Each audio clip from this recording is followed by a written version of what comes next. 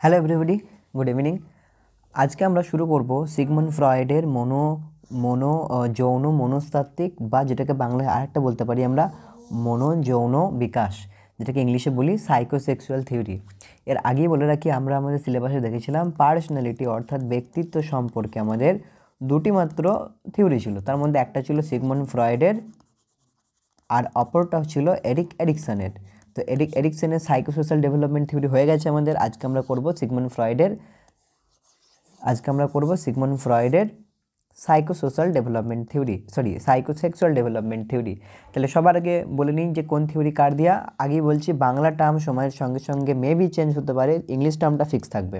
তো এই বাংলা যে টার্মটা রয়েছে যৌন মনস্তাত্ত্বিক বিকাশ বা মনোযৌন বিকাশ, তাহলে কি বলা হলো এখান থেকে একটা কোয়েশ্চেন, দুটো কোয়েশ্চেন খুব এসে থাকে। একটা কোয়েশ্চেন হলো যে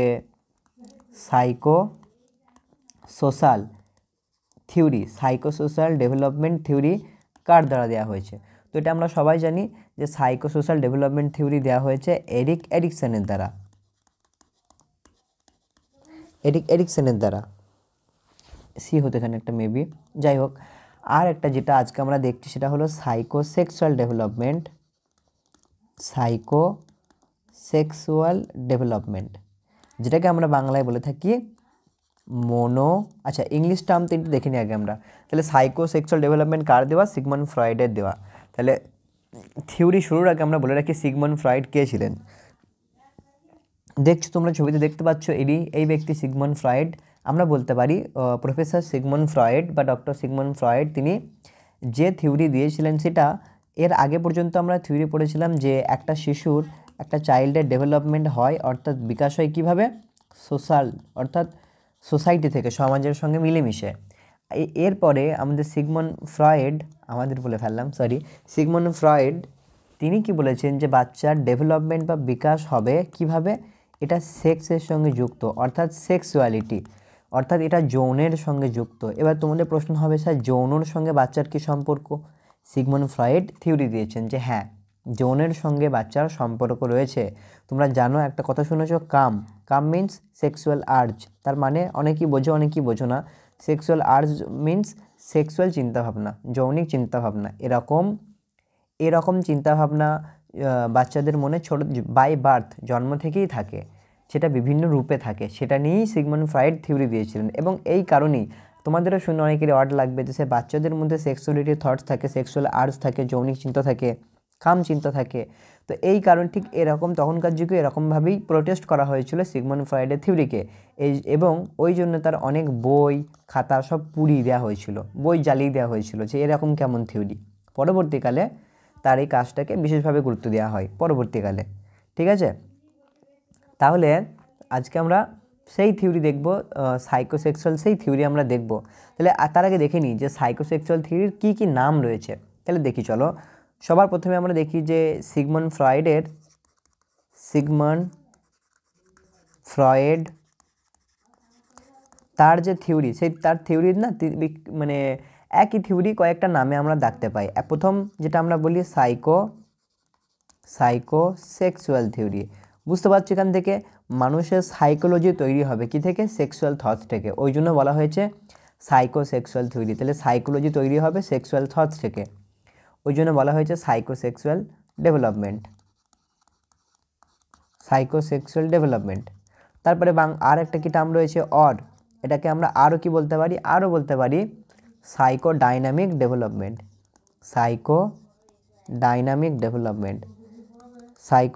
ডেভেলপমেন্ট। আচ্ছা, সাইকো মানে একই, মন সংক্রান্ত বা আর ডাইনামিক মানে কি? গতিশীল। অর্থাৎ যে জিনিসটা সময়ের সঙ্গে সঙ্গে চেঞ্জ হয় তাকে আমরা বলি গতিশীল। এটা একটা থিওরির নাম দেওয়া হয়েছে, বাংলাটা মুছে দিচ্ছি অ্যাকচুয়াল নামটা। এছাড়া আরও কি বলা হয়েছে? তার থিওরিকে বলা হয়েছে সাইকো অ্যানালিটিক্যাল। ঠিক আছে, সাইকো অ্যানালিটিক্যাল থিওরি ডেভেলপমেন্ট। তাহলে সাইকো অ্যানালিটিক্যাল ডেভেলপমেন্ট, তাহলে তার থিওরি তিনটে নাম কী কী পেলাম?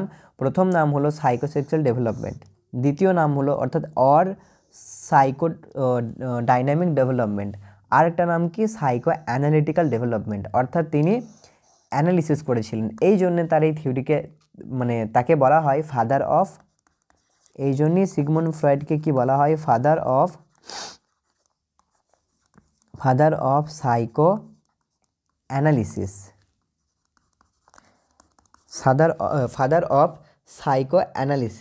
ফাদার অফ সাইকো অ্যানালিসিস বলা হয়। ঠিক আছে, তাহলে ফাদার অফ সাইকো অ্যানালিসিস কাকে বলা হয়, সিগমুন্ড ফ্রয়েডকে বলা হয়।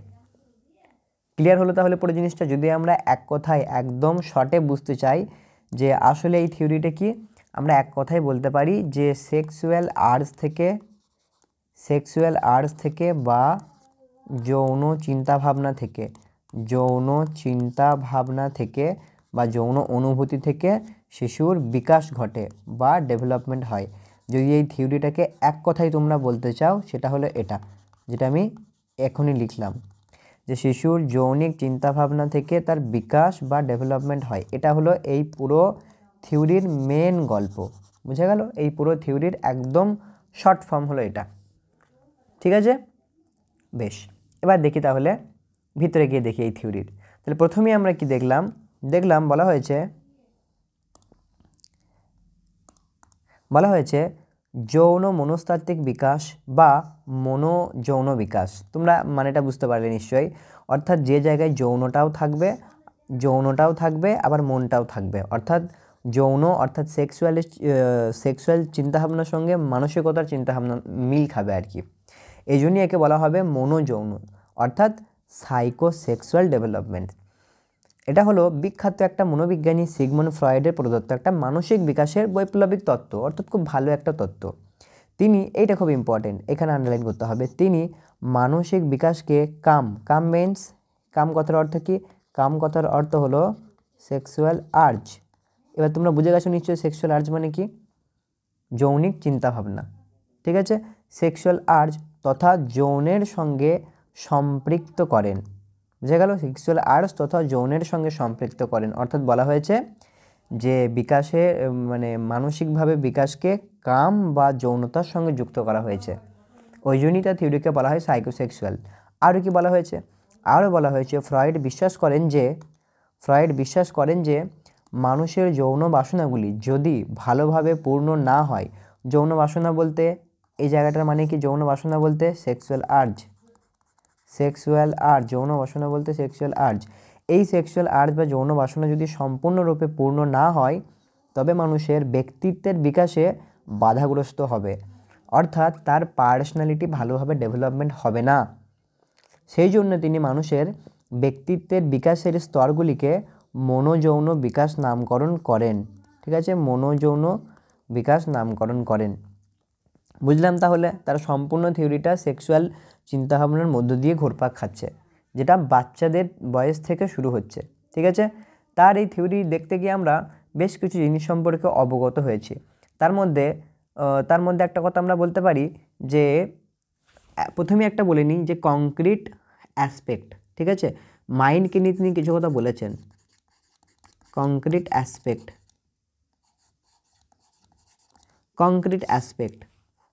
অ্যাসপেক্ট বলতে এই ক্ষেত্রে তিনি আমাদের মাইন্ডকে তিনি তিনটে ভাগে ভাগ করেছেন। কতগুলি ভাগে? আমাদের মাইন্ডকে, পুরো থিওরিটাই তো সাইকোলজি অর্থাৎ মনোবিজ্ঞান নিয়ে, তো ওই জন্য তিনি মাইন্ডকে আমাদের তিনটে ভাগে ভাগ করেছেন। একটা হলো কনসিয়াস মাইন্ড, যাকে বাংলায় বলবো চেতন। ঠিক আছে, একটা হলো আনকনসিয়াস মাইন্ড, যাকে বলা হবে অবচেতন নাকি অচেতন। দেখো এই দুটো টার্ম আমি ঠিক মানে আরেকটা রয়েছে সাবকনসিয়াস। ঠিক আছে, তাহলে তিনটে কী দেখলাম? একটা হলো কনসিয়াস, একটা হলো আনকনসিয়াস, একটা হলো সাবকনসিয়াস। এই তিন রকমের মনের কথা তিনি বলেছেন। এটার মানে হলো চেতনা, বাকি দুটোর মানে আমি ভুলে গেছি। ঠিক আছে, বাংলা টার্ম এমনিতেও একটা টাইমের পরে গিয়ে চেঞ্জ হয়ে যায় বা কোয়েশ্চেনে বিভিন্ন রকমের ধরে। এমনিতেও তোমাদের পরীক্ষাতে তিনটে অপশন থাকবে, টিক মারতে হবে, পাশে ইংলিশ টার্ম লেখা থাকবে, কোনো চাপ নেই। তাহলে তার কি দেখলাম যে কংক্রিট অ্যাসপেক্ট ওয়াইজ অর্থাৎ মনকে তিনটে ভাগে ভাগ করা হয়েছে। একটা হলো কনসিয়াস, একটা হলো সাবকনসিয়াস, একটা হলো আনকনসিয়াস। তাহলে এই যে কনসিয়াস মাইন্ড বা চেতন অবস্থা, এই চেতন অবস্থা কি করে? এই চেতন অবস্থা আমাদের বর্তমান বা প্রেজেন্টে আমরা যে সিচুয়েশনে আছি সেই মানে বর্তমান সেই অবস্থার সঙ্গে আমাদেরকে মানিয়ে চলতে সাহায্য করে। ঠিক আছে, যেমন আমি তোমাদেরকে এখনই যদি কোনো প্রশ্ন করি যে 1+1 কত হয়, তোমরা বলবে 2, এক্ষেত্রে তুমি তোমার কনসিয়াস মাইন্ডকে কাজে লাগাচ্ছ। ঠিক আছে, আর মনে রাখবো কনসিয়াস মাইন্ড আমাদের 1/10 অংশ, যাকে আমরা বলতে পারি 10%। 10% বা 1/10 ভূমিকা পালন করে। অর্থাৎ মন যদি কাজ করে আমাদের মাইন্ডের 1/10 বা 10% মাইন্ড, সেটা হলো কনসিয়াস। বাকি 90% অর্থাৎ যাকে আমরা বলতে পারি 9/10, বাকি 90% বা 9/10 কিন্তু আনকনসিয়াস মাইন্ড। মনে থাকবে, আনকনসিয়াস মাইন্ড। অর্থাৎ আনকনসিয়াস মাইন্ড মানে কি, যে মাইন্ডটা আনকনসিয়াস মাইন্ড মানে কি, আনকনসিয়াস মাইন্ড হলো যে মানে যে মনোভাবটা বা যে মাইন্ডটা যেগুলিকে আমরা চাপা দিতে চাই এবং যে ঘটনাগুলিকে, আমি ভালোভাবে লিখি, যে সমস্ত ঘটনাগুলিকে চাপা দিতে চাই বা চাপা দিয়ে যে জায়গায় রাখি, যেখানে রাখি। দেখা গেল আমাদের জীবনে কোনো একটা পেনফুল মানে যন্ত্রণাদায়ক ঘটনা রয়েছে, ইভেন্ট। তুমি নিশ্চয়ই সব সময় মনে করবে না সেই দুর্ঘটনাপূর্ণ ঘটনাটাকে। অর্থাৎ জীবনের খারাপ মুহূর্তগুলিকে আমরা সারাক্ষণ মনে রাখতে চাই না, কখনো কখনো ভুলতে চাই। তো এই যে পেনফুল ইভেন্ট, তারপরে ভীষণ নিন্দাকর কিছু ঘটনা, দুঃখজনক কিছু ঘটনা, এইগুলিকে আমরা সাধারণত মনের ভেতরে বেশি আটকে রাখতে চাই না, আমরা ভুলতে চাই। তো ভুলার পরে সেই জিনিসগুলি যে মাইন্ডে যায় সেটাই হবে আনকনসিয়াস মাইন্ড। বুঝে গেল, সেটা হবে আনকনসিয়াস মাইন্ড। এটা মেনলি 90% জিনিস কাজ করে। ঠিক আছে, যেমন অনেক সময় হয় আমরা কোনো একটা অকওয়ার্ড মোমেন্টে পড়ে যাই, আমরা চাই যে ওই সিচুয়েশনটা কোনোভাবে হোক মন থেকে ভুলে যায়। তো মন থেকে ভোলার জন্য আনকনসিয়াস মাইন্ডে সেটা যায়। ঠিক আছে, এরপরে যেটা রয়েছে সেটা হলো সাবকনসিয়াস মাইন্ড। সাবকনসিয়াস মাইন্ড কিন্তু এই কনসিয়াস মাইন্ড আর আনকনসিয়াস মাইন্ড এই দুটোর যোগফল। অর্থাৎ এই দুটোকে ঠিক একটা লিঙ্ক করে, একটা ব্রিজ তৈরি করে এই দুটোর মধ্যবর্তী একটা জায়গায়। ঠিক আছে, আর তাহলে সাবকনসিয়াস মাইন্ড কি? সাবকনসিয়াস মাইন্ড হলো দুটোর মধ্যে মানে মাঝামাঝি, এটা মাঝামাঝি, এটা হচ্ছে না, মাঝামাঝি একটা জায়গা। ঠিক আছে, এই দুটোর মাঝামাঝি একটা জায়গা হলো সাবকনসিয়াস মাইন্ড। অর্থাৎ এ কী করে, ধরো তুমি একটা কোনো পরীক্ষায় কোনো একটা কোয়েশ্চেন এসছে, তুমি তার আনসারটা করতে গিয়ে কিছুটা মনে পড়ছে, কিছুটা মনে পড়ছে না, আরও মাথার উপর চাপ দেওয়ার পরে হয়তো কোয়েশ্চেনের আনসারটা এলো। এটা হবে সাবকনসিয়াস মাইন্ডের কাজ। বুঝতে পারলে, এটা হবে সাবকনসিয়াস মাইন্ডের কাজ। ক্লিয়ার হলো নিশ্চয়ই? তাহলে দেখলাম 3 রকমের মাইন্ড, কনসিয়াস, আনকনসিয়াস, সাবকনসিয়াস। কনসিয়াসে মেনলি 10% মনোভাব কাজ করে, আর আনকনসিয়াস 90% কাজ করে, আর সাবকনসিয়াস হলো দুটোর সংযোগ স্থল বা যোগাযোগ স্থল। ঠিক আছে, চলো তারপরে দেখি আমরা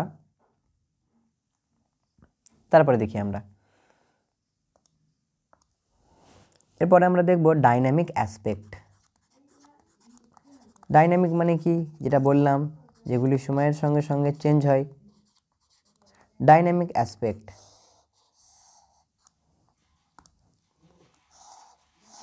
চলো দেখি ডাইনামিক অ্যাসপেক্ট বলতে এক্ষেত্রেও আমাদের কি বলবো, মানে as a human being behaviour wise সব কিছু মানে মাইন্ডকে বলতে পারি আমাদেরকে 3টে ভাগে ভাগ করা হতে পারে। ঠিক আছে, একটা হলো ইড, একটা হলো ইগো, তোমরা নাম শুনেছো ইগোটার, খুবই নাম শুনেছো, আর লাস্ট এটা রয়েছে সুপার ইগো।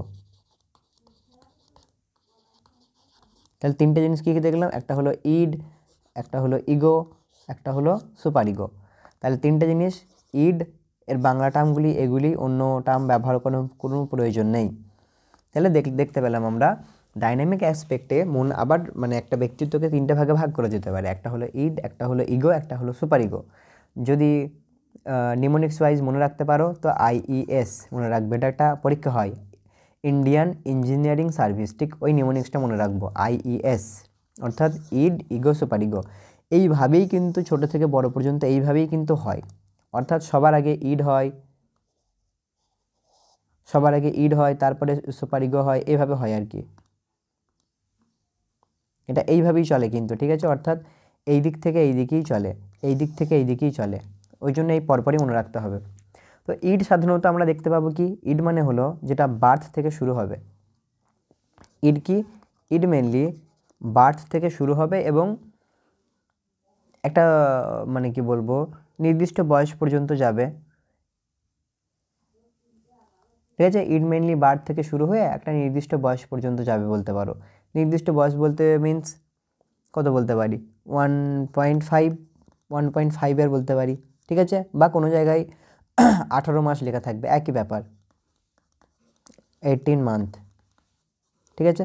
তাহলে দেখলাম যে ইড অর্থাৎ এই যে ইড, এটা জন্ম থেকে 1.5 বছর বয়স পর্যন্ত আমরা দেখতে পারি। আচ্ছা, এটাকে ইডকে আমি একটা কাজ করি, এটা ইডকে আমি একটু সাইডে লিখি আলাদা করে, নাহলে এখানেই লিখি, কোনো প্রবলেম নেই, জায়গা আছে।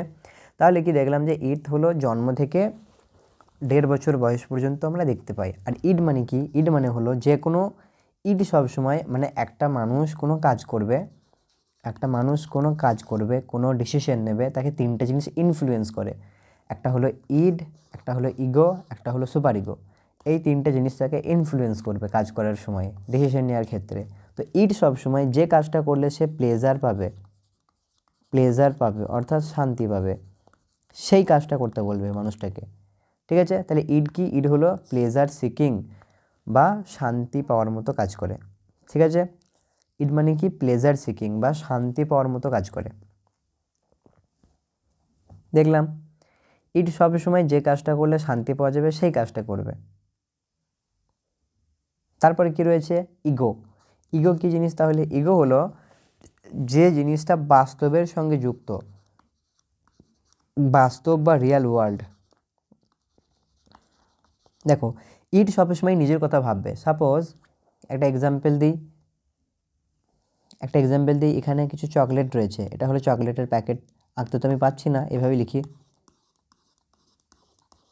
এটা কিছু চকলেট রয়েছে, ঠিক আছে? কিছু চকলেট রয়েছে।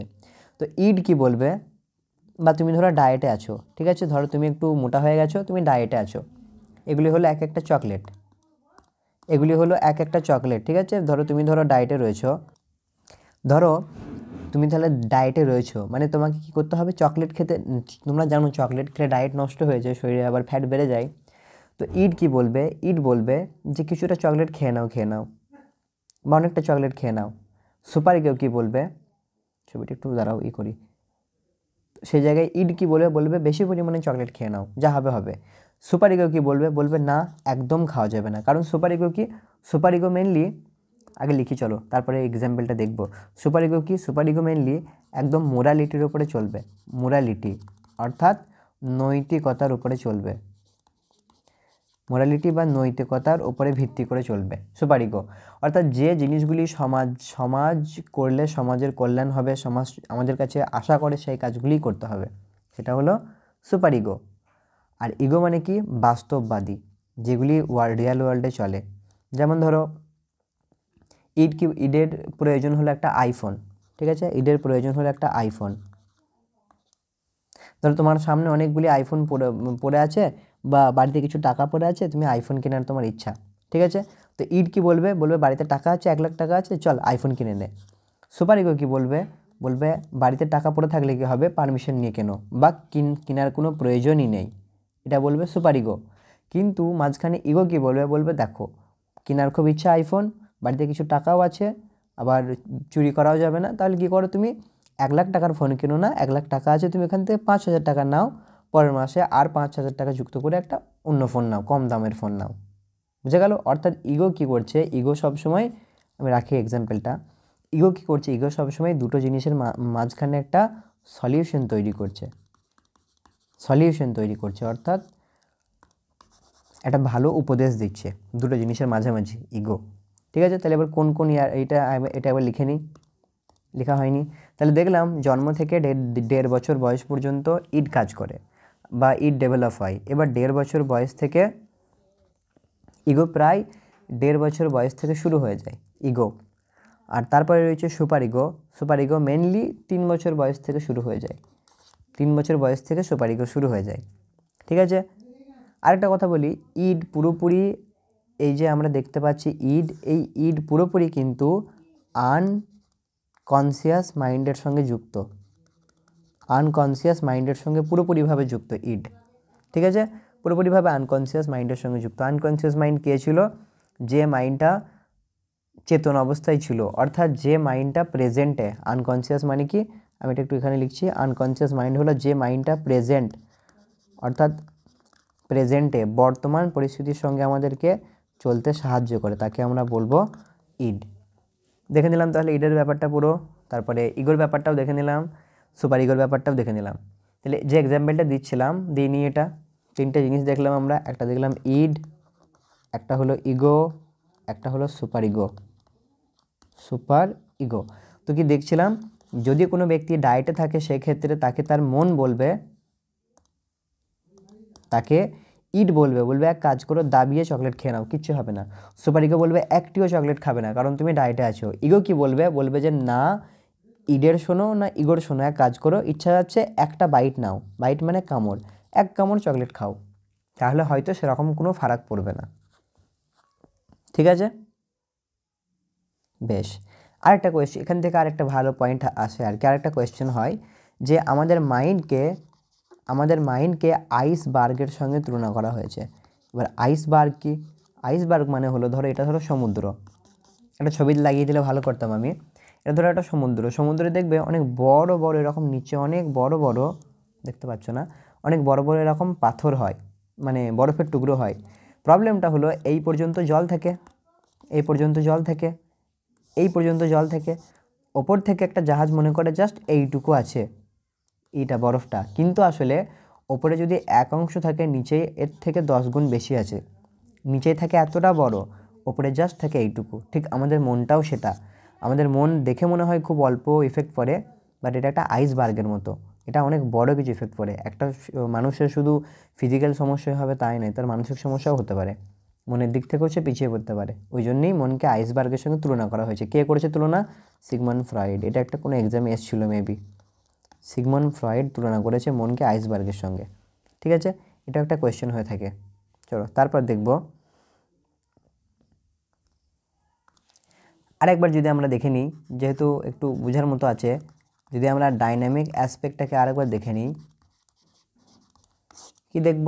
আমরা দেখেছিলাম ডাইনামিক অ্যাসপেক্টে সবার প্রথমে দেখেছিলাম যে 3 রকমের জিনিস থাকে, একটা হলো ইড, একটা হলো ইগো, একটা হলো সুপার ইগো। সুপার, এটা বোঝা যাচ্ছে, সুপার ইগো, এই 3টে জিনিস আমরা দেখেছিলাম। তার মধ্যে আমরা দেখেছিলাম ইড হলো সেই ব্যক্তির নাম, মানে সেই জিনিসটার নাম যে জিনিসটা প্লেজার চাই। প্লেজার মানে কি? প্লেজার মানে হলো শান্তি। তাহলে ইড কার উপরে কাজ করে? প্লেজার প্রিন্সিপালের উপরে কাজ করে, অর্থাৎ শান্তি চাই এর। তার জন্য তোমাকে চুরি করতে হলে তুমি চুরিও করো কেন? ইট জাস্ট শান্তি চাই। তোমার যদি চুরি করতে হয় চুরিও করো, আমার একটা আইফোন লাগবে তার জন্য টাকা নেই, চুরি করো। ইট তোমাকে যে সমস্ত ভালো খারাপ কাজ করাতে পারে, ঠিক আছে। ইট কখন থেকে থাকে? সিন্স বার্থ, একদম জন্ম থেকে থাকে হলো ইড, জন্ম থেকে শুরু হয়ে যায়। এবং ইডের মধ্যে কি থাকে? তোমার সমস্ত স্টোর রুম অফ আনফুলফিলড, তোমার মনের অনেক ইচ্ছা থাকে, ঠিক আছে, যে ইচ্ছাগুলি পূরণ হয়নি, সেই আনফুলফিলড ডিজায়ার। আচ্ছা, আনফুলফিলড মানে কি? যেগুলি পূরণ হয়নি। ডিজায়ার মানে ইচ্ছা, যে ইচ্ছাগুলি তোমার পূরণ হয়নি সেই ইচ্ছাগুলির একটা স্টোর রুম হলো ইড, ঠিক আছে। তাহলে ইডের মধ্যে কারা কারা থাকে? তোমার মনের মানে কি বলবো, অসম্পূর্ণ ইচ্ছাগুলি থাকে এখানে। আচ্ছা, ইডের সঙ্গেই যুক্ত আরেকটা টার্ম, সেই টার্মটা কি? লিবিডো। সেই টার্মটা হলো লিবিডো, খুব ইম্পর্টেন্ট। ইডের সঙ্গেই যুক্ত একটা টার্ম, অর্থাৎ ধরো এই পুরোটা যদি হয় ইড, পুরোটা যদি হয় ইড, এর মধ্যে ছোট্ট একটা অংশ থাকবে যার নাম হলো লিবিডো। লিবিডো, ছোট্ট একটা অংশ যার নাম হলো লিবিডো। তাহলে এই পুরোটা যদি ইড হয়, এর ভিতরে একটা ছোট্ট অংশ হলো লিবিডো। লিবিডো কি? লিবিডো হলো একটা ইডের অংশ। তাহলে লিবিডো কি? লিবিডোকে নিয়ে দুটো কথা বলার আছে। এক নাম্বার, লিবিডো হলো এ পার্ট অফ ইড, ইডের একটা অংশ হলো লিবিডো। আর লিবিডো কি? লিবিডো মানে হলো সেক্সুয়াল আর্জ, অর্থাৎ যৌনিক বা কাম চিন্তাভাবনা। কাম মানে সবসময় মাথায় রাখবে যৌন সংক্রান্ত, ঠিক আছে, যৌনিক চিন্তাভাবনা, এটা হলো লিবিডো বলা হয় এটাকে। ঠিক আছে। আর এটাই সেই জিনিসটা যেটা তোমাদেরকে ফোর্স করে কোনো রকমের কোনো কাজ করতে, সেক্সুয়াল।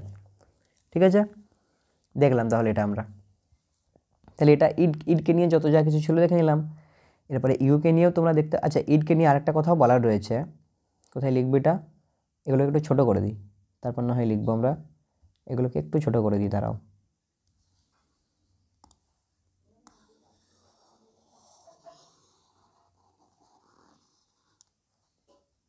একটু ছোটো করে দিই, হ্যাঁ এবার ঠিক আছে।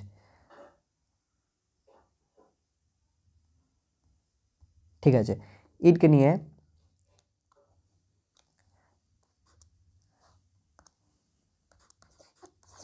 ঠিক আছে, ইডকে নিয়ে এটা একটা দেখলাম। আরও কিছু কথা দেখার রয়েছে। কী কী দেখবো দেখো, ইডটা এখানে যোগ করে দিই। বেশ, দেখো ইডকে নিয়ে আরও দু চারটে কথা দেখা রয়েছে। ইড কিছু ইনস্টিংক্ট থাকে। ইনস্টিংক্ট মানে কি? ইনস্টিংক্ট মানে হলো প্রবৃত্তি, যাকে বাংলায় বলে থাকি কি প্রবৃত্তি। বাংলার টার্মটা বেশি লক্ষ্য করবে না, ইংলিশ লক্ষ্য করবে, বারবার আমি বলে দিচ্ছি। ইটস মানে কি প্রবৃত্তি। প্রবৃত্তি মানে কি? প্রবৃত্তি মানে হলো কোনো কিছু করার প্রবণতা। যেমন প্রবৃত্তিও দু রকমের হবে, অর্থাৎ ইনস্টিংক্টও দু রকমের হবে। একটা হলো লাইফ, একটা হবে লাইফ ইনস্টিংক্ট, আই মানে ইনস্টিংক্ট। একটা হবে ডেথ ইনস্টিংক্ট, ডেথ ইনস্টিংক্ট। আচ্ছা, লাইফ ইনস্টিংক্টের আরেকটা নাম রয়েছে, তার নামটা কি? তার নামটা হলো ইরস। ইরস, ঠিক আছে। ইরস মানেই হলো লাইফ। আর ডেথ ইনস্টিংক্টের আরেকটা নাম রয়েছে, তার নামটা কি হলো? থ্যানোস। আচ্ছা, থ্যানোস তো ঠিক নয়, আমি থ্যানোস বলে দিলাম। THAN, থ্যানাটস, TOS, থটস। থ্যানাটস মানে হলো ডেথ। তোমরা একটা মুভি দেখেছো, অ্যাভেঞ্জার মুভিতে একটা হিরো রয়েছে থ্যানোস। সেই থ্যানোসের কি কাজ? ওয়েট, তোমাদেরকে আমি দেখাচ্ছি, তবে তোমাদের মনে থাকবে। ওয়েট, আমি তোমাদের দেখাচ্ছি, দাঁড়াও। তোমরা দেখতে পাচ্ছ এটা হলো থ্যানোস। থ্যানোসকে, এই থ্যানোস হলো, এই থ্যানোসের হাতে একটা বড়, দেখতে পাচ্ছ একটা হাতে, কি বলবো এটাকে, একটা মানে মোজার মতো রয়েছে, যেখানে কতগুলি স্টোন লাগানো আছে, পাথরের ছবি আছে। এই থ্যানোসের ইচ্ছা হলো যে সে তার ওই হাতের ওই ওটাকে নেবে, হাতের কি বলে ওটাকে, মানে যে লাগানো আছে তার হাতে আর কি, ওখানে ক্লিক মানে চুটকি বাজাবে, পুরো দুনিয়ার সমস্ত মানুষ মারা যাবে এবং নতুন একটা পৃথিবী শুরু হবে। এই থ্যানোস হলো একটা ভিলেন, ঠিক আছে, একটা সিনেমার মধ্যে একটা ভিলেন। সেই থ্যানোসের নাম থেকেই, বা থ্যানোসের নামটাও এসছে এটা থেকেই, থ্যানোটস থেকে, যার মানে হলো ডেথ। তাহলে ইনস্টিংক্ট দু রকমের, একটা হলো লাইফ ইনস্টিংক্ট, যার নাম হলো ইরস। ইরস বলে একটা মানে একটা চ্যানেল আছে দেখবে। তো ইরস মানে হলো লাইফ, আর ডেথ মানে হলো থ্যানাটস। ঠিক আছে, তাহলে এই দু রকমের প্রবৃত্তি রয়েছে। তাহলে ইরস মানে আমরা কি দেখলাম? পজিটিভ প্রবৃত্তি। আর থ্যানাটস মানে হলো নেগেটিভ প্রবৃত্তি। চলো দেখি, তাহলে এটা ছিল ইগোকে নিয়ে, ইডকে নিয়ে। ইগোকে নিয়ে আমরা কি দেখলাম? ইগো মানে হলো যে কোনো জিনিস যেটা রিয়ালিটিতে কেমন, REALI, রিয়ালিটি ভুল লিখেছি আমি, REALITY, রিয়ালিটি বা বাস্তবে জিনিসটা কেমন সেটা নির্ভর করে ইগোর উপরে, ঠিক আছে। বাস্তববাদী হয় ইগো, এবং অর্থাৎ বাস্তব জীবনে তুমি কি করবে সেটাই হলো ইগো ডিপেন্ড করবে ইগোর উপরে। এটা 1.5 থেকে 2 বছর বয়স পর্যন্ত, 2 বছর বয়সের ভিতরে ডেভেলপমেন্টটা হয়। তারপর রয়েছে super ego. Super ego mainly কাজ করে কার উপরে? Works on morality. মোরালিটি মানে কি বলেছিলাম? নৈতিকতা। নৈতিকতা মানে কি? নৈতিকতা মানে হলো নীতিবাচক কোনো কাজ করবে, খারাপ কোনো কাজ করতেই দেবে না। এটা মেনলি 3 বছর বয়সের পর থেকে শুরু হয়, ঠিক আছে। আচ্ছা বেশ, এরপরে আমরা অন্যদিকে আসি। এরপরে আমরা দেখব যে মানে এই যে দেখো এখানে পরিষ্কার করে লেখা রয়েছে, দেখতে পাচ্ছ তোমরা।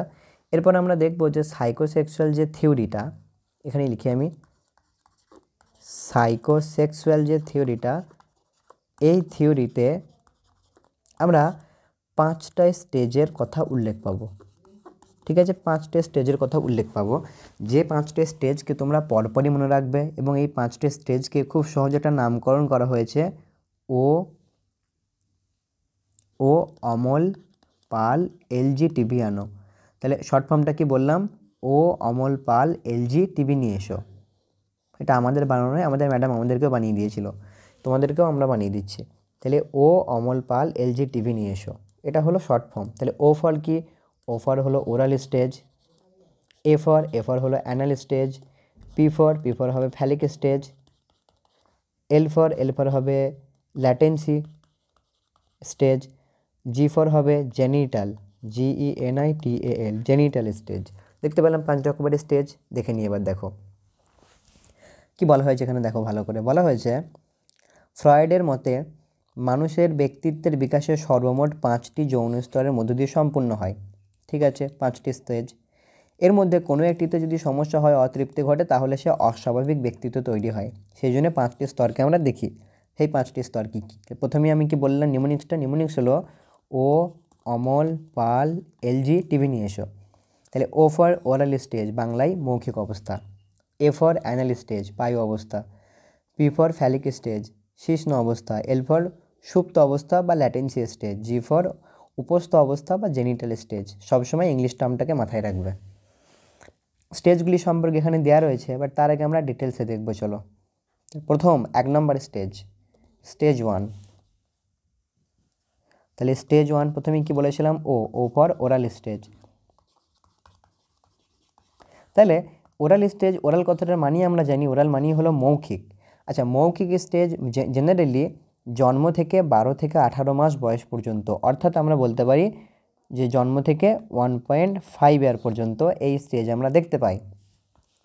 আর এই ওরাল স্টেজে মেনলি বাচ্চারা কী হবে, তার মুখ দিয়ে বিভিন্ন তার যৌন, আমরা কি বললাম এই থিওরির শুরুতে যে শিশুরা জন্ম থেকে মৃত্যু পর্যন্ত তার যৌনিক ইচ্ছা প্রকাশ পাবে। ঠিক আছে, এই স্টেজে তারা তাদের যৌনিক ক্রিয়াকলাপ করবে মুখের মধ্য দিয়ে, অর্থাৎ মৌখিকভাবে।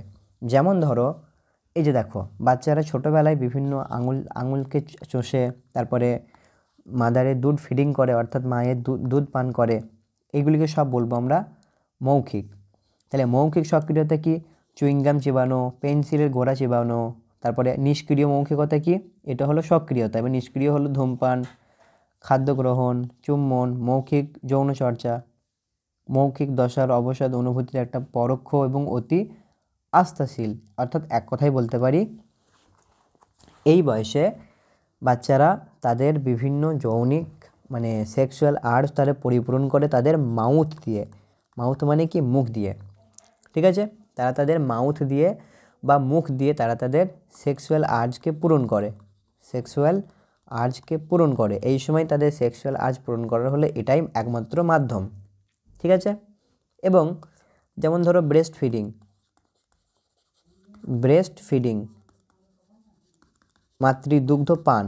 এই মাতৃদুগ্ধ পান করার ক্ষেত্রে তার এই ধরনের কাজই তো হয়। সে কোনো কিছু শাক করে, শাক মানে হলো চোষা। সে কোনো কিছু শাক করে বা চষে, এটাও তার একটা মানে সেক্সুয়াল আর্জ। এই থিওরি অনুযায়ী, এই জন্যই তো এই থিওরিটাকে পুড়িয়ে দেওয়া হয়েছিল সেই সময়ে। তোমাদেরও কেমন অড লাগছে আমি জানি শুনে।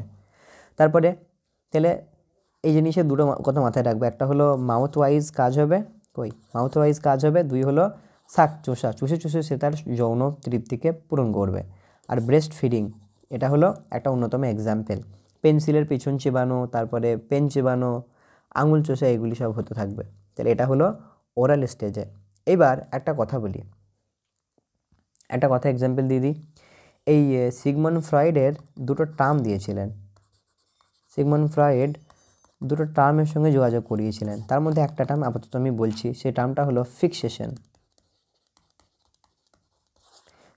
মানে কি? কোনো জিনিস স্থির হয়ে যাওয়া, অর্থাৎ জিনিসটা সময়ের সঙ্গে সঙ্গে চলে যাওয়ার দরকার ছিল, বাট রয়ে গেছে। যেমন ধরো শাক ফিঙ্গার।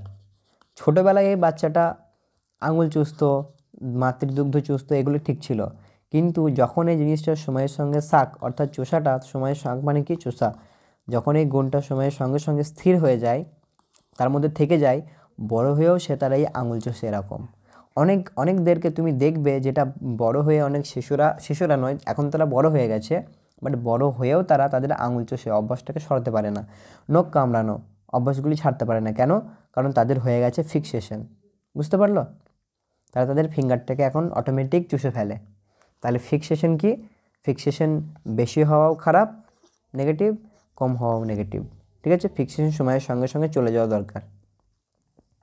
ঠিক আছে, আরেকটা ওয়ার্ডের সঙ্গে তোমাদেরকে জানিয়ে দিই। আরেকটা ওয়ার্ড হলো নার্সিসিজম।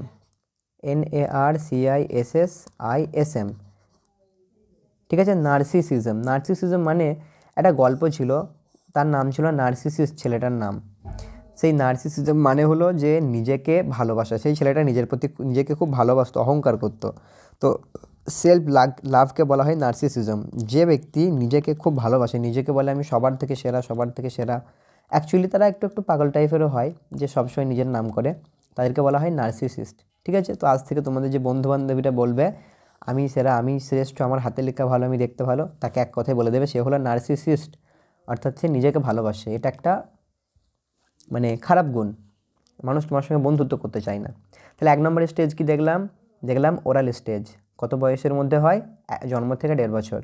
2 অমল পাল, তাই তো। 2 নম্বর স্টেজ হবে এ দিয়ে। এরপর কি? Anal stage, anal stage. আচ্ছা, অ্যানাল স্টেজ মানে কি জানো তোমরা? অ্যানাল মানেই হলো, অ্যানাল কথাটার মানেই হলো পায়ু। পায়ু মানে অর্থাৎ যেদিকে আমরা আমাদের শরীরের বর্জ্য পদার্থ যেদিকে মানে কী বলে ওটাকে বের করি, যেদিকে আমরা মল ত্যাগ করি বা মূত্র ত্যাগ করি, সেটাকে আমরা বলে থাকি পায়ু।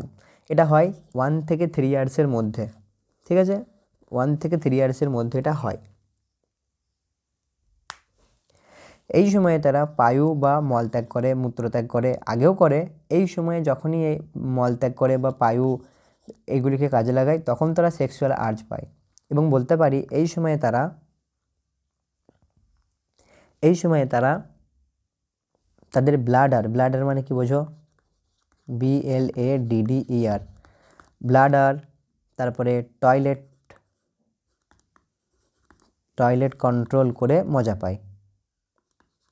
তোমরা ভাবছো এটা আবার কি? ব্লাডার মানে হলো আমাদের শরীরের যে থলিতে মূত্র থাকে, তো সেই ব্লাডারকে আটকে, মূত্রকে আটকে তারা মজা পায়। টয়লেটকে কন্ট্রোল করে তারা সেক্সুয়াল আর্জ পায়। বুঝা গেল? তাদের টয়লেট পাওয়ার পরেও তারা না গিয়ে সেটাকে কন্ট্রোল করে সেখানে তারা আর্জ পায়, শান্তি পায়। এটা হলো অ্যানাল স্টেজ, অর্থাৎ পায়ুর দ্বারা তাদের মনের ইচ্ছাকে মেটায়, সেক্সুয়াল ইচ্ছাকে মেটায়। তাহলে পায়ু সক্রিয়, অবসাদগ্রস্তভাবে সংগঠিত অথবা মাত্রাতিরিক্তভাবে পরিচ্ছন্ন। বোঝার কোনো দরকার নেই, আমিও বুঝিনি।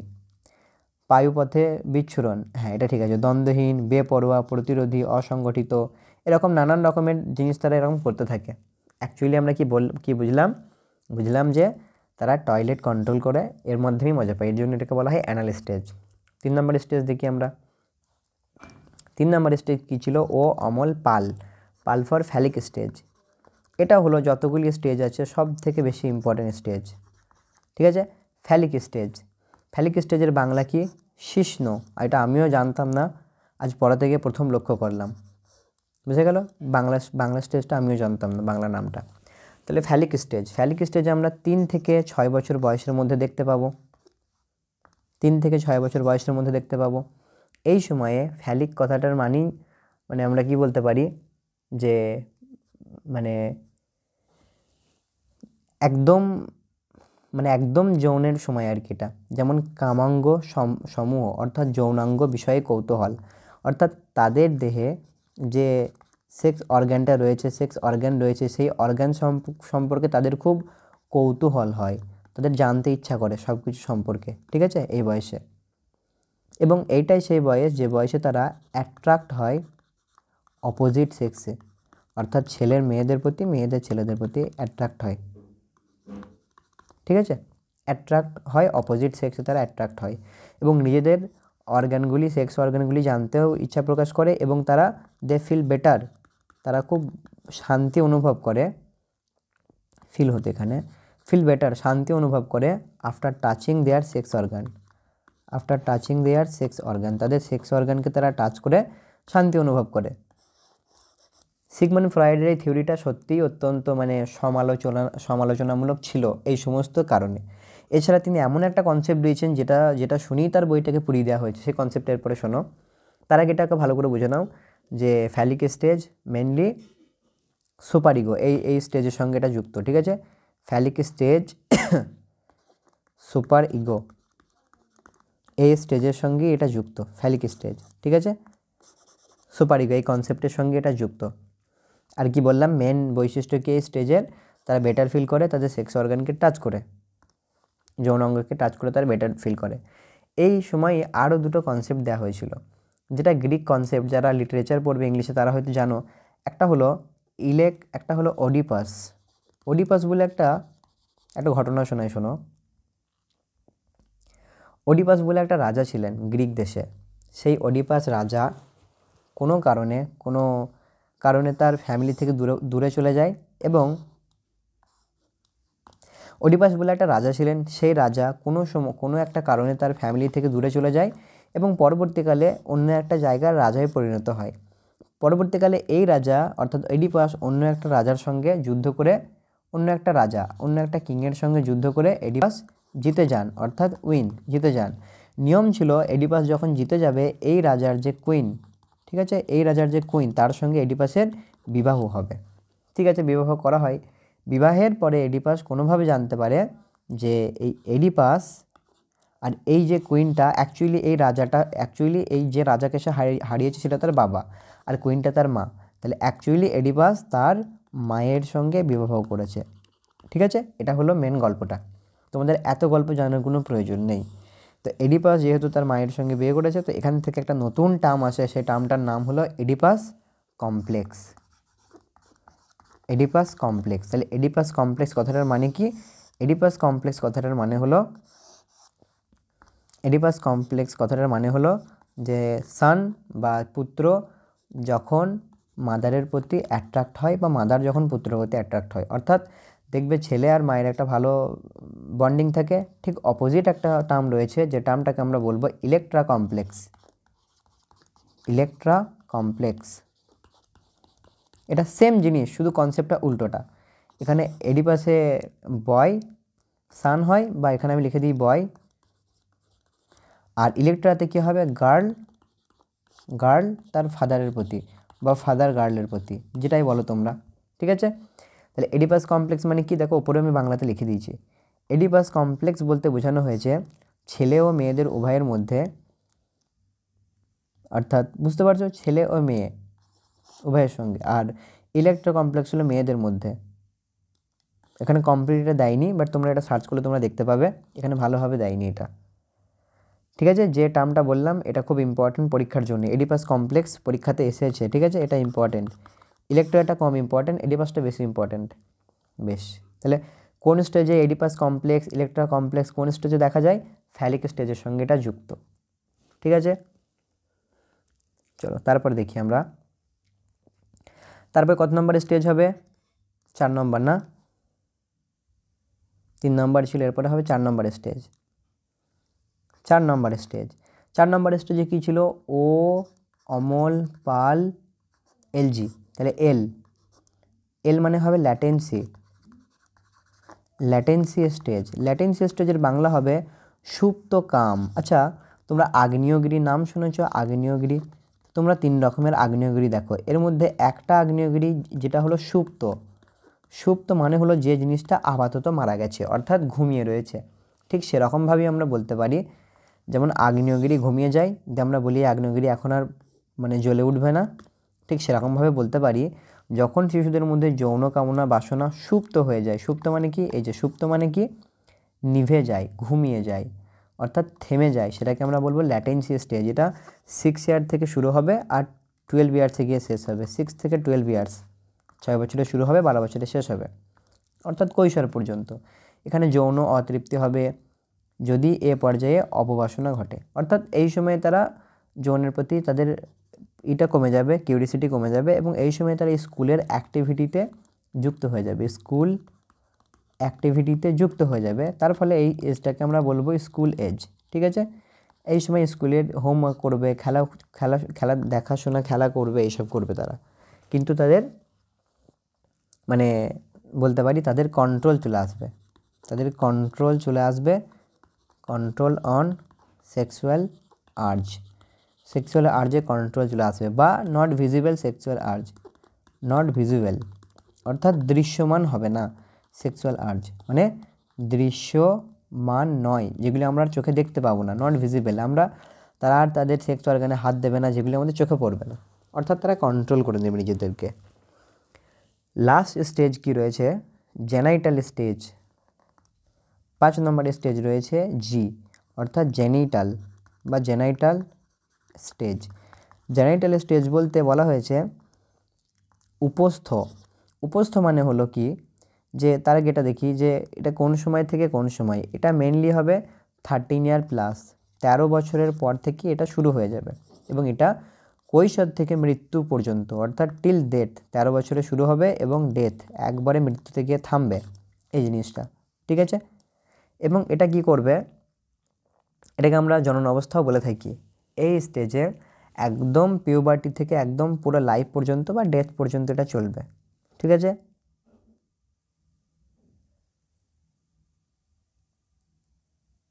বেশ, তারপর দেখি যৌন কামনা বাসনা ইত্যাদি পরিপক্কতা হবে, অর্থাৎ এই সময়ে তাদের মধ্যে ওই যে ছিল অ্যাট্রাকশন টু অপোজিট সেক্স সেরকমই হবে।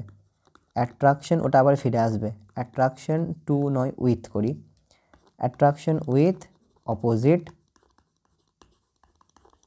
সেক্স, বিপরীত লিঙ্গের প্রতি তাদের একটা অ্যাট্রাকশন বাড়বে।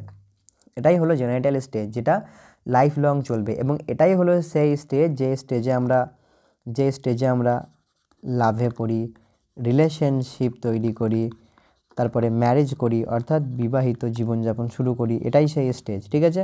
একটা কোয়েশ্চেন হয় যে বিবাহিত জীবন কোন স্টেজে মেনলি শুরু হয়, এটা হয় জেনাইটাল স্টেজে, ঠিক আছে। তাহলে এই ছিল 5টে স্টেজের কথা। এক্ষেত্রে কাম, শীতলতা, এই সমস্ত জিনিস আসবে, অর্থাৎ ধীরে ধীরে এই সমস্ত নানান রকমের প্রবলেম এই স্টেজের মধ্যেই দেখতে পাবো আমরা, ঠিক আছে। তাহলে এই 5 রকমের স্টেজ আমরা দেখলাম। এখানে তোমরা দেখো আমি হালকা করে নিউমেরিক্স বানিয়ে দেখিয়ে দিয়েছি। কি দেখিয়েছি এখানে, যে প্রথমে হলো ওরাল স্টেজ, বাচ্চা ওরাল স্টেজে মুখ দিয়ে কিছু পান করবে, চুষবে। অ্যানাল স্টেজ টয়লেট করবে, অর্থাৎ টয়লেটটাকে কন্ট্রোল করে শান্তি। ফ্যালিক স্টেজে কি ছিল, অপোজিট জেন্ডারের উপরে একটা মানে সেক্সুয়াল অর্গানকে টাচ করবে। ফ্যালিক স্টেজে দেখতে পাচ্ছ যে ইডিপাস কমপ্লেক্স, ইলেকট্রা কমপ্লেক্স দেখতে পাবো। ল্যাটেন্সি স্টেজ তারা খেলাধুলার সঙ্গে যুক্ত করবে, অর্থাৎ স্কুল স্টেজ প্লে করবে। এটা ছিল অডিপাস কমপ্লেক্স ছিল এই স্টেজে, OEDIPUS, ইডিপাস কমপ্লেক্স ছিল এখানে। জেনাইটাল স্টেজে ম্যারেজ করবে, দেখতে পাচ্ছ, বিয়ে করবে, ঠিক আছে। এখানেও আমি এইভাবেই ডেসক্রাইব করে রেখেছি যে ওরাল স্টেজে দুগ্ধপান করবে, টয়লেট কন্ট্রোল করবে অ্যানাল স্টেজে, ফ্যালিক স্টেজে অপোজিট জেন্ডারের উপরে অ্যাট্রাকশন, ল্যাটেন্সিতে তারা এই যে পড়াশোনার দিকে একটু মন দেবে, এরকম টাইপের থাকবে। আর জেনাইটালে বিয়ে করবে, ম্যারেজ, দেখতেই পাচ্ছ, লাভ। এখানে সব একটা জিনিস আমি বারবার বোঝার জন্য রেখে দিয়েছি, ঠিক আছে। আশা করি তাহলে বুঝতে পেরেছো ক্লাসটা, ওকে, ঠিক আছে। তাহলে এখানেই থাকবে, তোমরা নোটস বানিয়ে নেবে এবং নোটসটাকে সময়ের সঙ্গে সঙ্গে রিভাইজ করবে। Thank you.